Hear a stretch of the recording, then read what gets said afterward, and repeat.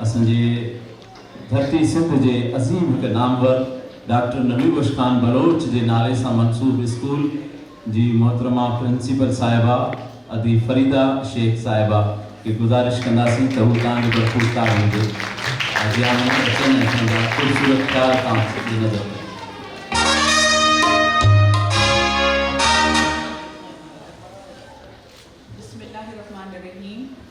रब पाक जे सुहिणे नाले सां शुरू था कयूं। किथां ॻाल्हि शुरू कयूं ही प्यारड़नि ॿारड़नि जेके शाह जा कलाम चया, शाह जो कलाम सां था चऊं त क़ुरान पाक त काफ़ी माण्हू हिफ़्ज़ करे था वञनि, पर शाह साईं तो चवे जे तो बैत भाया से आयतूं आहिनि त यकीनन हिननि ॿारड़नि जेके बैत यादि कया आहिनि इहे आयतूं सम्झी यादि कया आहिनि, हिननि खे इहे हिफ़्ज़ थिया आहिनि।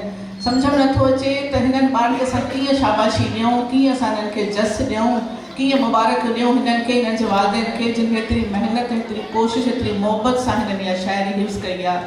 मूंखे ख़ुशी त न बल्कि हिन ॻाल्हि ते बल्कि फ़ख़्रु महसूसु थी रहियो आहे त इंतिख़ाब ऐं राहत जेके नंढड़ा ॿार आहिनि भाउ भेण इहे मुंहिंजे मॉडल स्कूल मां पढ़ी विया आहिनि, उहे हाणे कंहिं ॿिए स्कूल मां मुंहिंजे स्कूल मां पढ़ी विया आहिनि ऐं हमेशह टॉप पोज़ीशन ॾींदड़ ॿार आहिनि। अलाह ताला हिननि खे अॻियां बि कामयाबी ॾींदो। हिननि खे एतिरा त बैत यादि आहिनि, तक़रीबन सॼो रिसालो ॾींहुं खुटी वेंदो, निशस्तूं ख़तमु थी वेंदियूं, हुननि जा बैत न ख़तमु थींदा, हिन जो दिलि न भरिजंदो। शाह साहिब हिन बैत वाॻिया त खामा पचा पजरा लुछा ऐं लोचिया तन में तऊं सप्रीअ जी पिया मढा पा जे समुंड मुंहुं कयां तो सुरकाई न थिए। हिननि जो आहे समुंड ॼण सुर्क ई न पीतो आहे हुन पूरे समुंड मां या हुन पूरे प्याले मां न।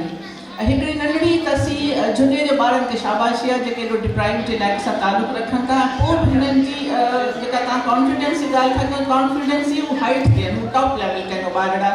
हिकिड़ी नंढड़ी रुॻो तस्वीर थी कयां त हिननि रुॻो चयो त साईं म सदाई, त इहो म न थींदो, म माना न थींदो, साईं मुंहिंजा साईं, छाकाणि दुआया जो कलाम आहे त साईं सदाई। त नंढड़ी सी तस्वीर सां करे छॾींदासीं ॿारनि जी त अॻियां हली हिन शयुनि खे सही अदायगी सां कंदा। बाक़ी मुबारकनि अब्दुल्ला शेख साहिब जिन खे जिन अहिड़ो प्रोग्राम मुरतब ॾिनो, ही ॿारड़ा असांजो आईंदो, असांजी सुभाणे, असांजो फ्यूचर। कॾहिं असां दिलि बर्दाश्त थी पवंदा आहियूं त असांजी सिंध जो छा थींदो। सिंध जो जेको तालीम जे असां ॻाल्हि था कयूं त 2 साल पहिरीं असर वारनि जी जेका एनुअल साइंसिस रिपोर्ट आई हुई त असांजा ॿारड़ा जॾहिं 5 ग्रेड 5 दर्जो पास था कनि त उन्हनि खे 2 डिजिट वारा सम्स नथा करणु अचनि, उन्हनि खे पंहिंजी मादिरी ॿोलीअ में उन्हनि खे सही जुमिलो नथा लिखी सघनि त ॾाढी तकलीफ़ थी थिए।